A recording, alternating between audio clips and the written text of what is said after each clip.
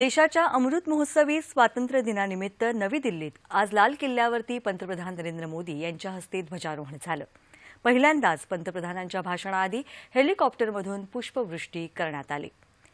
भारतीय स्वातंत्र्याच्या अमृत महोत्सवी वर्ष ते शताब्दी वर्ष या 25 वर्षांच्या काळात आपल्याला अनेक योजनांची संकल्पपूर्ती लवकरात लवकर गाठायची आहे। शताब्दीपर्यंत आत्मनिर्भर भारतासाठी सबका साथ, सबका विकास, सबका विश्वास याबरोबरच सबका प्रयासची गरज आहे असं पंतप्रधान नरेंद्र मोदी यांनी आज नवी दिल्लीत लाल किल्ल्यावरून केलेल्या भाषणात म्हटलं आहे।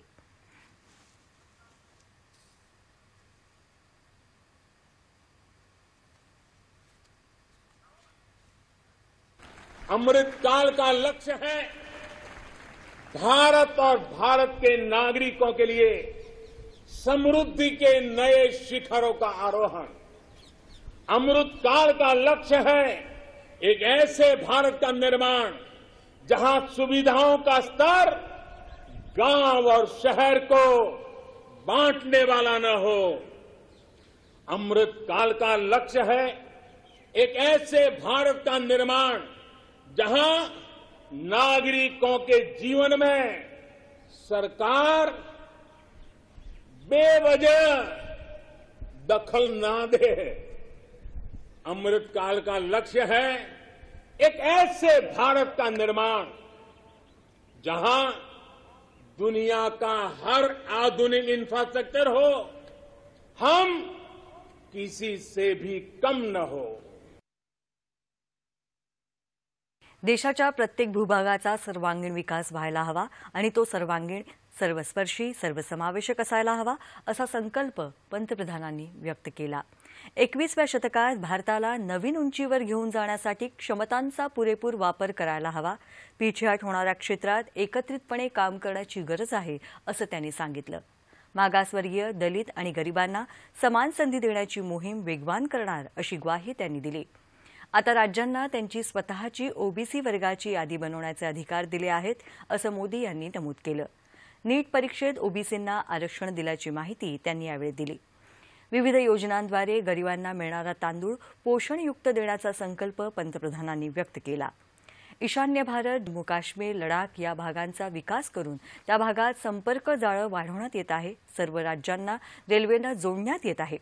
येत्या काही दिवसात प्रधानमंत्री गतिशक्ति योजना कार्यान्वित केली जाईल अशी माहिती त्यांनी दिली। सपना करने वाली एक बहुत बड़ी योजना लेकर के हम आपके सामने आने वाले हैं, उसको लॉन्च करने वाले हैं। 100 लाख करोड़ से भी अधिक की योजना लाखों नौजवानों के लिए रोजगार के नए अवसर लेकर के आने वाली है।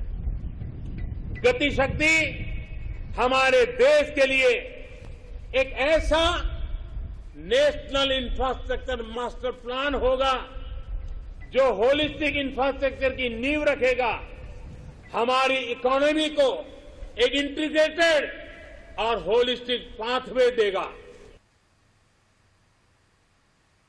स्वामित्व योजनेअंतर्गत जमिनींचा डेटा संगणकीकृत केला जाईल असं ते म्हणाले। छोटा किसान बने देश की शान हा आपला मूलमंत्र आहे। येत्या काळात छोट्या शेतकऱ्यांची एकत्रित ताकद वाढवणं हा उद्देश आहे। त्यांना नवीन सुविधा पुरवल्या जातील।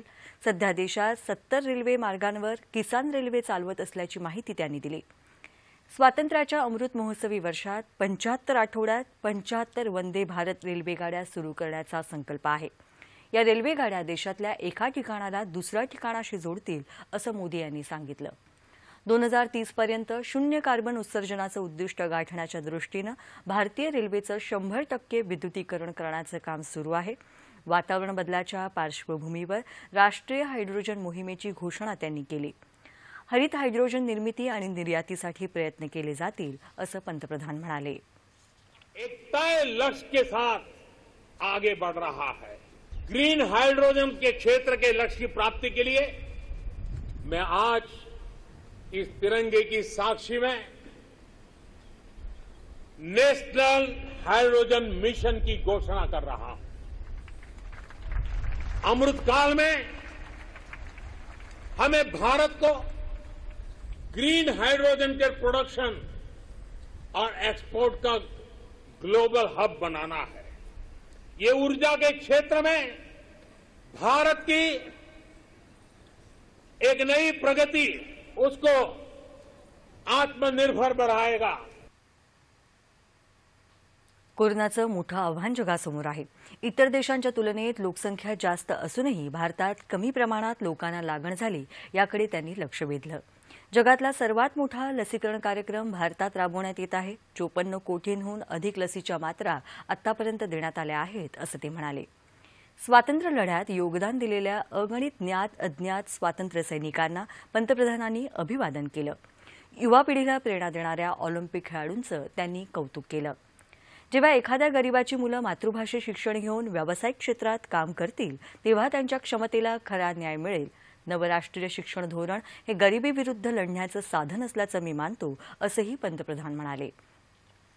दहशतवाद आणि विस्तारवाद या दोन्ही आव्हानांना ज्या प्रकारे भारत प्रत्युत्तर देत आहे त्यामुळे जगाची भारताकडे पाहण्याची दृष्टी बदलली असल्याचा उल्लेख पंतप्रधानांनी आपल्या भाषणात केला। 21व्या शतकात भारताची स्वप्न आणि आकांक्षा पूर्ण करण्यासाठी कोणताही अडथळा आपल्याला थांबवू शकत नाही।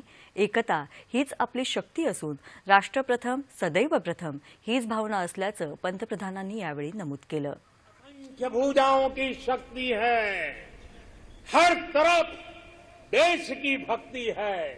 असंख्य भुजाओं की शक्ति है, हर तरफ देश की भक्ति है। तुम उठो तिरंगा लहरा दो, तुम उठो तिरंगा लहरा दो, भारत के भाग्य को फहरा दो, भारत के भाग्य को फहरा दो।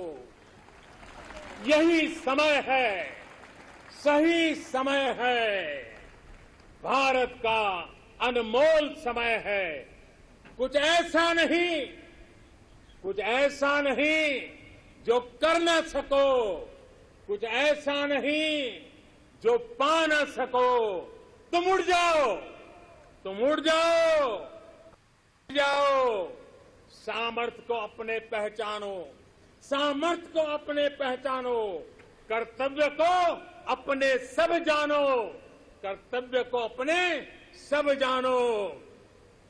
यही समय है, सही समय है, भारत का अनमोल समय है।